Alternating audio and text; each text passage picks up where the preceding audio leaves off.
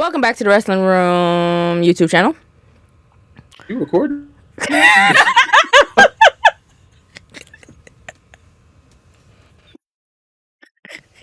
Yo, We are back for another edition listen and we don't judge. of Oh that. shit! Yeah. I know you put that. Yep. AEW edition. No, go ahead. He got really excited after we finished the last video, so go watch the WWE edition before you finish this one. It should be popping up above my head at some point, in the little eye tab, if I remember to put it in after I upload the video to YouTube. No, my head. That way. No, this way. Yeah, up there. To the window. To the wall. Oh, okay. All right. You Well, ready? are you ready, Mr. Excited? Yeah.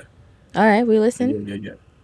and You listen we don't judge. judge. All right. First things first, man. All right. Damn it. Most current AEW fans realize how bad the product is, but their hearts will break if they realize that AEW would cease to exist. Like they're so happy with lying to themselves about how good AEW is because they don't want it to die. Did I deliver that the right way? Did that make sense? Mm-hmm. I feel like I delivered that weird, but No. hopefully you understand what I mean. Okay. Well, we listen You listen and we don't and you judge. don't judge. AEW exposed Mercedes Moné's actual wrestling skills. What do you mean by that? She had a production team behind her in the last company. She doesn't have that one in this one. She doesn't have to rely on storylines when she's in the ring. It's just all in the ring in AEW.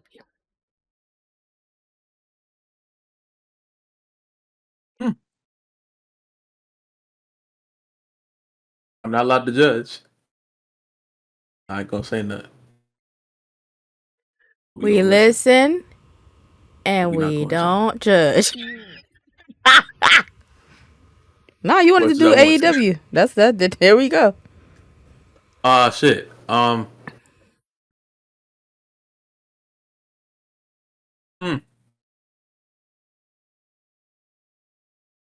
Moxley is destroying the company that he once was a huge component of. This whole Death Rider storyline is going to be the number one reason that AEW falls even deeper than it has. And no one can stop it. So, shit, man. Okay. We listen and we don't judge. Tony Khan books the show as if he's Andy from Toy Story. When he doesn't want to play with you anymore, you get put to the side. Remember that clip when I don't want to play with you anymore. Looking straight to, I don't want to play with you anymore. Stop before Woody, man. Oh my god. Damn. That's exactly what I'm talking about. He dropped Ricky. He dropped Ray Phoenix. He dropped Wardlow. Where's Deonna Purrazzo? I think she's in a tag team. No. With Taya Valkyrie. She wants to be on TV, especially with the fact that this year's Full Gear is going to, was in her city, and I don't think she was on the card in Jersey. I haven't seen that woman on any card ever since she got there. So that's why I said I don't want to play with you anymore. We listen and we don't judge. In hand in hand with what Elisha just said, Tony Khan signs wrestlers not to use them, but just to make sure Triple H cannot use them. Yep, that's perfect. We listen and we don't judge. Tony Khan books shows as a fan and not as someone running a company.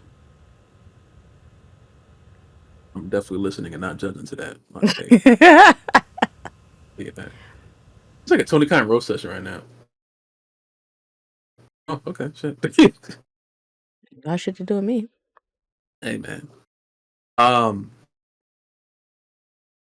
yeah, shit. What else? What else? Let me think. Let me think. Let me think. Let me think. Let me think. Let me think. Let me think. Oh,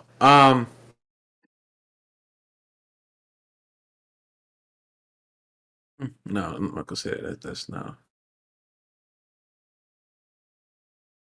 If AEW ever were to cease to exist, the fans would not blame Tony Khan. They would blame other WWE fans as if we had anything to do with AEW's creative.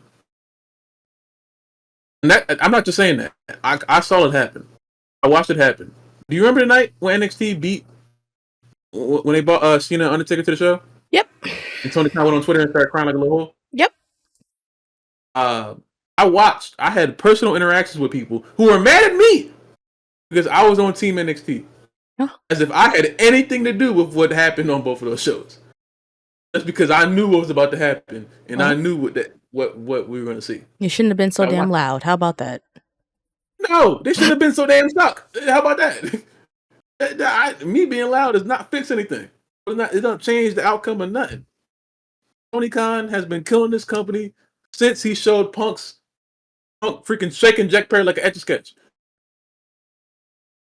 That was about to be the next. That was about to be my next one. We listen and we don't judge. We didn't have to see that fucking footage at all. It didn't show us anything. It didn't show us what Tony was scared of his life for. It didn't show us anything. It just made everybody backstage look weak except for Samoa Joe.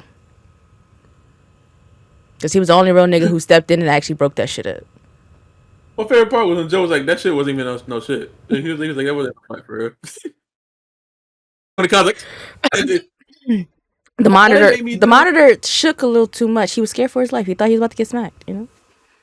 The monitor had shaken more when I hit my knee on my desk, and there was more shaking in my room from the monitor than that damn, like. Plus, it made me agree with CM Punk. I don't like him. I never agree with CM Punk a day in my life. I'd agree with CM Punk because he said exactly what he said he did on the camera. Yeah, verbatim. You listen, and we don't judge. Real. Is my turn? Yeah. The Young Bucks and the Super Kick have destroyed wrestling. They're not as good as everyone says they are. The Super Kick merchants, worse than the Usos, worse than whoever you can think of. The Usos have personality. The Young Bucks do not. The Usos have the crowd. Like, people care about the Usos separate and as a team. You can't say the same thing about the Bucks. No one ever said, let's go watch that Nick Jackson match or that Matt Jackson match. No one ever said that. I cannot tell them apart. So please stop saying, let's see the Bucks versus the Usos, because the Usos are better than them in every single way possible. And the only person that was keeping them relevant is Kenny Omega. Okay. Well, do you have anything else you want to get off your chest? Because I said what I needed to say. And I meant all of it, especially that first one. Shit. Only person that can save AEW at this point is MVP. Because he's going to refuse Bobby Lashley or Shelton Benjamin or himself to look bad in any way, shape, or form. And Tony Khan will bury a black talent really quickly if you allow him to, like he just did on Wednesday with Powerhouse Hobbs. Oh, excuse me, Powerhouse Jobs. That's his name now, because you fucked him. You lose to Moxley for no reason. You threw Hobbs in there for what? Was that a title match?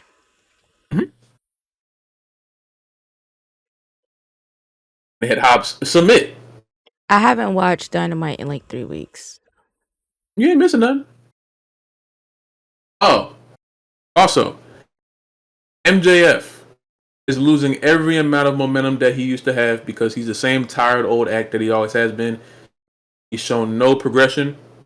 He's shown no evolution.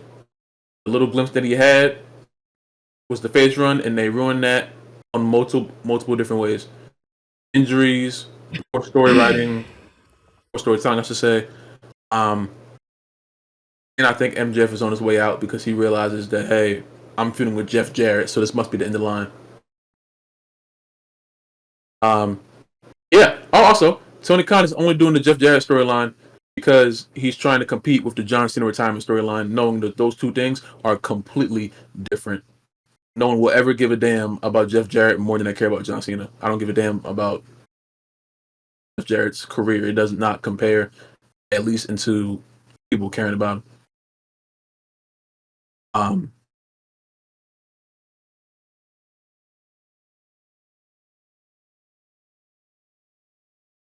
oh, AEW Dynamite before the end of 2027 will be canceled.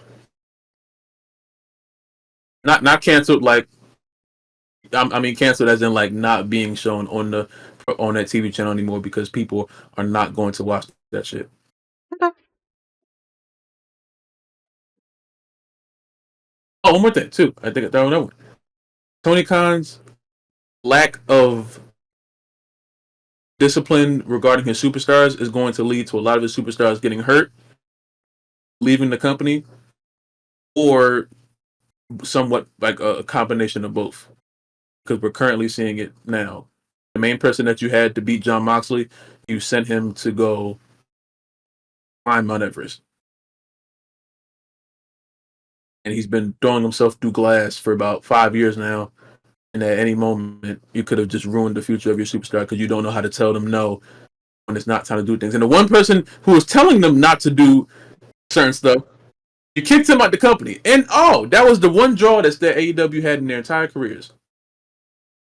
In AEW's entire lifespan. Oh, there's two.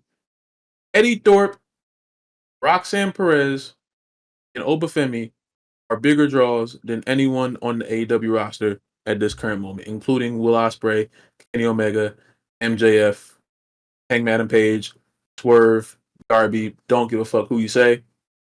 Eddie Thorpe is a bigger draw than all of them. And that's not. I don't like Eddie Thorpe, but that's just facts. Okay. And the company will die if Tony Khan doesn't leave creative. Oh. He won't. So the company will die. Well, that I'm gonna cut him off because he's gonna keep going if I don't. And another plan. That was We Listen and We Don't Judge, AEW edition. Ooh shit. At some point we're gonna do individual wrestlers for this. We're probably not gonna get to that anytime soon. See how things progress in the wrestling world before we continue these videos. Like, comment, subscribe. Yeah. And like I said, above my head, check out the WWE version. And yeah, y'all have a great day. Yeah.